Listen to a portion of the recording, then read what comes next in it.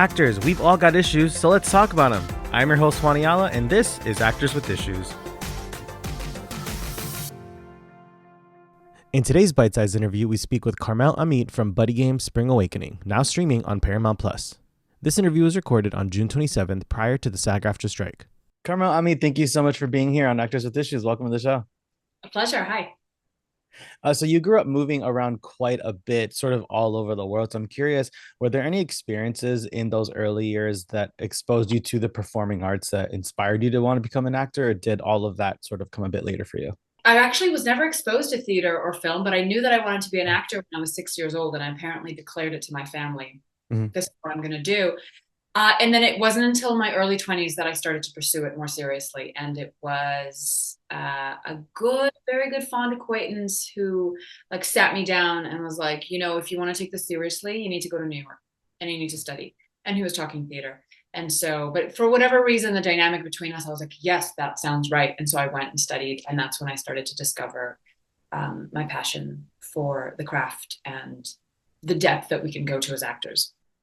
And with there's so much training out there, so many prestigious schools and whatnot, but also now in the digital age, there's a lot of sort of misinformation, lots of gurus, and young actors unfortunately sort of fall prey to that. So I'm curious, when you were in those early years training, were there any sort of misconceptions that you discovered about the industry? Whether it was like something that lots of young actors think that you discovered, like, oh, that's just like an urban myth. Yeah, I mean, in terms of like gurus and teachers, there were a couple teachers before I went to New York to study theater that I look back and I'm like, what are they teaching? It just felt like a lot of, sometimes it felt like therapy or something like that, and then so then starting to study more seriously and studying classical theater opened my eyes to what it really took, and then I continue to train now. So I think yeah, just a discerning eye for what the training is. It's not about all your feelings all the time, right? There's a practice to it and a training to it. So Yeah. finding the right teachers is really important. Mhm.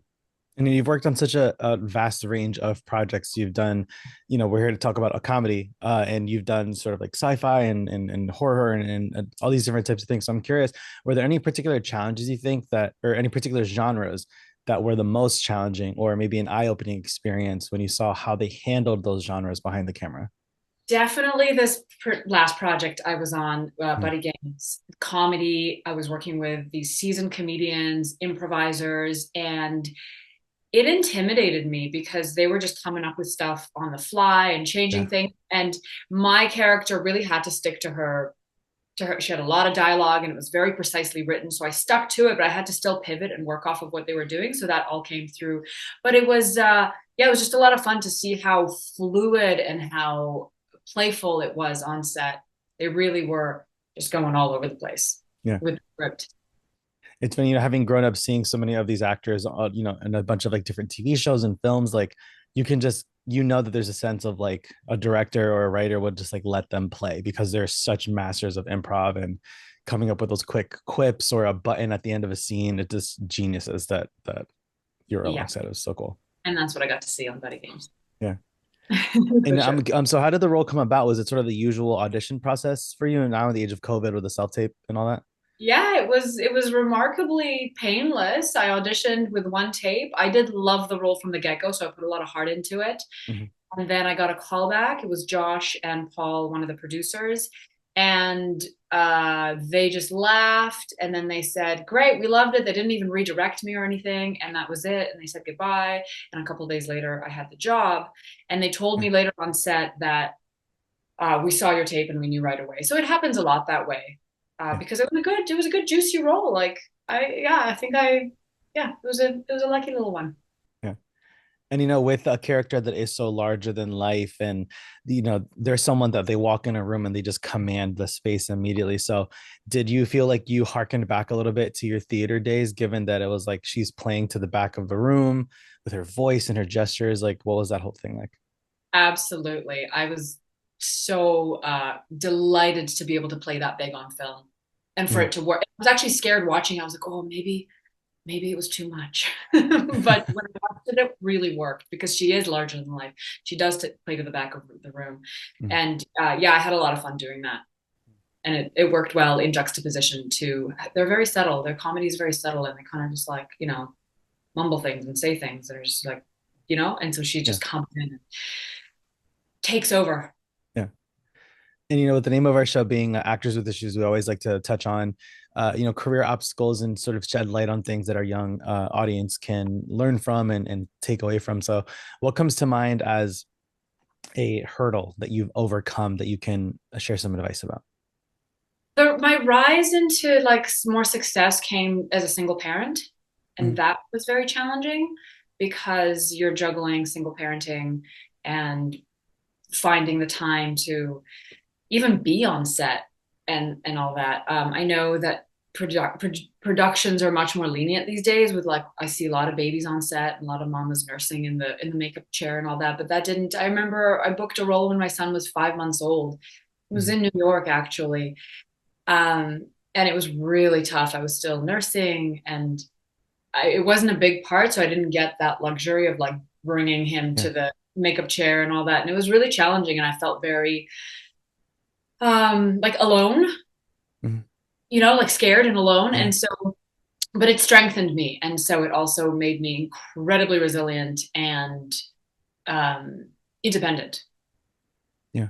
Yeah. There was this one roundtable, they like the Hollywood Reporter does those roundtable interviews every award season.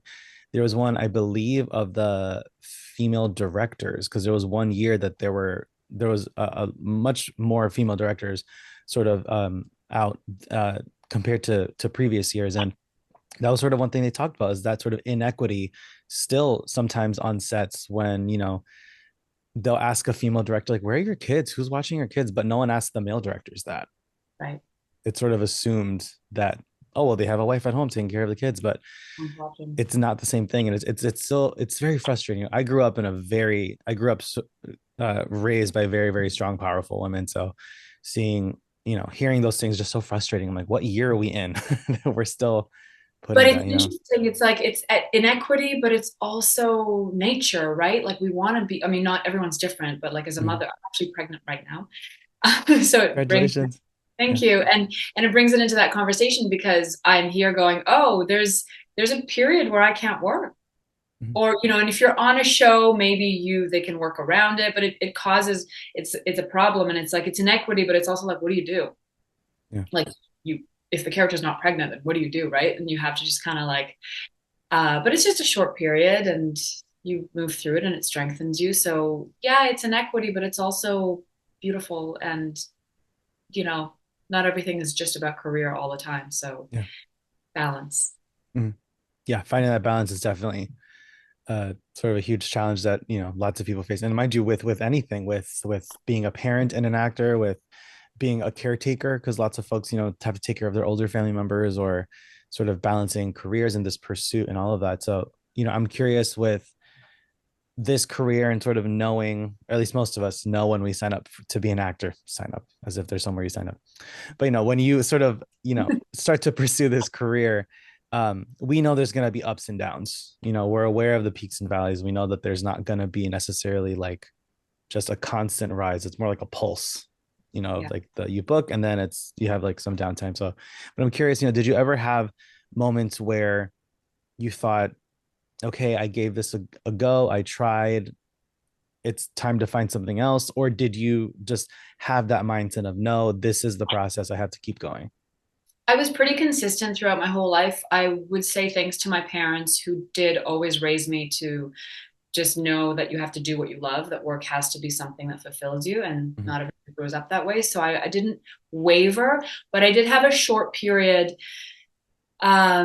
where things weren't going quite well. And I was working at like a catering company that kept wanting to like move me up the ladder and make me like in like higher managerial positions. And I was like, stop it. I don't want to do this. And I was like, okay, well, if I'm not acting, then I don't want to be doing this. So what could I be doing? And I did for a split moment consider what else I could be doing to support myself while I'm still building and working. So I wasn't necessarily moving away from acting, but I was like, okay, but another job has to be more serious, sustainable, and fulfilling. And that's when I started teaching. So I was like, all right, forget the catering company. And I started to teach. And I kind of faked it till I made it for a while, but then I discovered I was a very good teacher and still do that today and enjoy it very much. So it balances and supports me when I'm not acting. That's pretty much me with podcasting and journalism and all of that. Sort of just stumbled upon, also sort of faked it till I made it, wrote one That's really article, cool. they liked it, and you just sort of snowball from there. Exactly. Yeah, yeah, yeah. Circling back to Buddy Games, the sequel, Buddy Games Spring Awakening, for those listening. With every audition, with every project that we book, I'm a firm believer there's always something learned during that process. So what would you say you learned during the filming process? I love comedy. And that I want to do more comedy, and that I've been taking, like, was inspiring me to take more improv classes and have Mm, more of that in my arsenal, because I just consider myself more of a dramatic actor and very serious, and I take my craft very seriously. And these guys were just having a good time, and it was just such a mm. lighthearted, lovely movie. Not for everyone, but but just lighthearted and fun. And I just discovered that there's a lot of joy in that for me, Mm. and then I'd like to have more of that. And Yeah. before we go, we always love to ask our guests in 10 words or less, what advice would you give to a young actor? Train, lots of training, and find any opportunity to perform live, or to perform in general, even if it's not, well, like on film, um, because that's where you're going to really learn. You can be in a Mm. class, you can be in a class, but until you're in front of people, that more than 10 words, so that's more than 10 words. Find any opportunity to perform early on and start to build that muscle. Awesome. Well, Carmel, thank you so much for taking the time to chat with us. Really appreciate it. Thank you. Thank you. Thanks for joining us. Be sure to subscribe to Actors with Issues on Spotify, Apple Podcasts, or wherever you get your podcasts, and visit our YouTube channel for full video interviews. Actors with Issues is executive produced and hosted by Juani Ala. See you next time.